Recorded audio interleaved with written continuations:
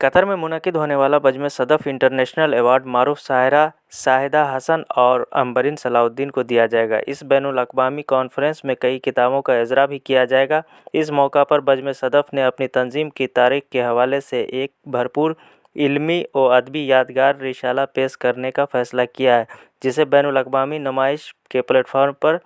شائع کیا جائے گا۔ کہ 26-27 جنوری 2023 کو دوحہ قطر میں بزم صدف کی ایوارڈ سیریمنی ہے۔ بزم صدف ہر سال 2 نمائندہ ادیبوں کو عالمی سطح پر ایوارڈ دیتی ہے، تو اس بار 26 اور 27 جنوری کو دوحہ قطر میں یہ پروگرام ہو رہا ہے۔ اسی موقع سے ہم نے بزم صدف نے اب تک کیا کیا ہے، بزم صدف نے کون سے سنگھائے میل سر کیے ہیں، اس کے بارے میں لوگوں کو اور خاص طور سے صحافیوں کی معرفت سماج کو بتانے کے لیے آج یہ پریس کانفرنس کیا گیا تھا۔ تو کس طرح کے لوگوں کو ایوارڈ دے رہے ہیں، کیا ان کی خدمات ہیں؟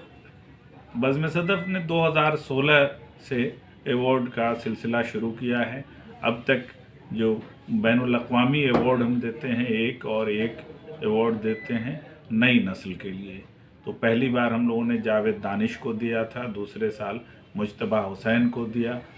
تیسرے سال باسر سلطان کاظمی کو دیا تھا، چوتھے سال مظفر حنفی کو، پانچویں سال غضنفر کو، اور چھٹے سال اس بار ہم یہ ایوارڈ شاہدہ حسن جو کینیڈا میں رہتی ہیں اور اردو کی معتبر شاعرہ ہیں، ان کو یہ ایوارڈ دیا جا رہا ہے۔ اسی طرح نئی نسل کا انعام، پہلا انعام ہم نے واحد نذیر صاحب کو دیا تھا، اس کے بعد دوسرا انعام جو دیا گیا وہ عشرت معین سیما کو تھا، تیسرا انعام ثروت زہرا کو تھا، چوتھا انعام ہم نے کوشش کی کہ چوتھا انعام ابو بکر عباد کو دیا جائے، اور پھر اب کی بار جو یہ انعام دیا جا رہا ہے راشد انور راشد کو دیا گیا تھا، اور اس بار عنبرین صلاح الدین پاکستان سے تعلق رکھتی ہیں، ان کو انعام دیا جا رہا ہے۔ اور کس طرح کی خدمات ہے بزم صدف کی اردو بزم صدف یوں تو بہار سے یہ سلسلہ شروع ہوا، اور بہار اور خاص طور سے قطر میں 2 جگہوں پہ سب سے زیادہ یہ سرگرم ہے، لیکن بزم صدف کے پشت پہ ایک تصور ہے کہ اردو چونکہ عالمی زبان ہے، بین الاقوامی زبان ہے، تو عالمی سطح پہ ادیبوں شاعروں کو جوڑا جائے اور ایک پیغام رسانی کا کام کیا جائے۔ ہم سب جانتے ہیں کہ شعر و ادب محبت کا پیغام پہنچانے کا ایک بڑا ذریعہ ہے، تو عالمی سطح پر ہم اپنی زبان سے یہ پیغام کیسے پہنچا سکتے ہیں، اس کی کوشش کرتے ہیں۔ بزم صدف نے اب تک جو پروگرام کیے ہیں، سیمینار، مشاعرے، یہ جو اجرا کتابوں کے نئی مطبوعات کے اجرا کا پروگرام، یہ سب عالمی پیمانے کے ہوئے ہیں، اور ہم نے کوشش کی، ایسے بھی جلسے ہوئے ہیں جس میں 12 اور 15 ملکوں کے اردو داں شریک ہوتے ہیں۔ اب بھی جو قطر میں یہ پروگرام ہو رہا ہے، اس میں 12 ملکوں کے لوگ ہیں، ہندوستان ہی نہیں، پاکستان ہی نہیں، قطر، کویت، ڈنمارک، کینیڈا، انگلینڈ، ان سب جگہوں سے، جرمنی سے لوگ آ رہے ہیں اور اس میں شریک ہو رہے ہیں۔ اس موقع پہ کئی ساری کتابوں کا بھی اجرا ہونا ہے، کس طرح کی کتابیں یہ سب ہیں؟ اس بار ہر بزم صدف کے ہر پروگرام میں درجنوں کتابوں کا اجرا ہوتا رہا ہے، اور یہ جو لوگ بزم صدف کے کسی ایک جلسے میں بھی آئے ہیں وہ واقف ہیں۔ تو ہم نے پچھلے دنوں اردو صحافت کی تاریخ کے سلسلے سے 2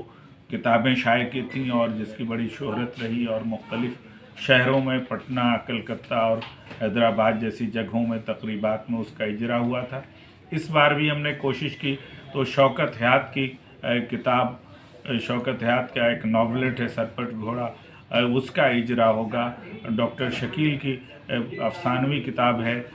ایک رات کا موقف، اس کا اجرا ہوگا۔ دھنک رنگ شواگ گیاوی کی کتاب ہے، اس کے علاوہ ظفر کمالی صاحب جو اس بار ساہتیہ اکیڈمی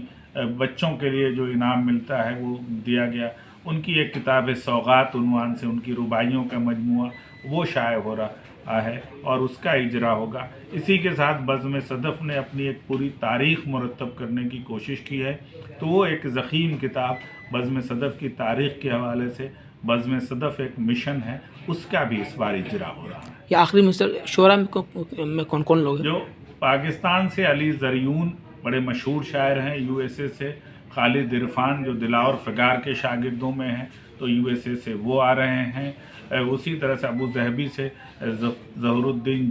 جاوید ظہور الاسلام جاوید آ رہے ہیں، ہندوستان سے عزم شاکری ہیں، حسن کاظمی ہیں،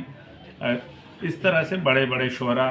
کویت سے آ رہے ہیں، مسعود حساس، مہتاب قدر آ رہے ہیں سعودی عرب سے، اور قطر سے بھی کئی جو ممتاز شعراء ہیں، احمد اشفاق ہیں، تو وہ سب لوگ شریک ہو رہے ہیں۔ تو جو لوگ خلیج میں ہیں، جو لوگ اس طرف ہے، ان لوگوں سے کیا اپیل کرنا چاہیں گے آپ پروگرام کے تعلق سے؟ ہم اپنے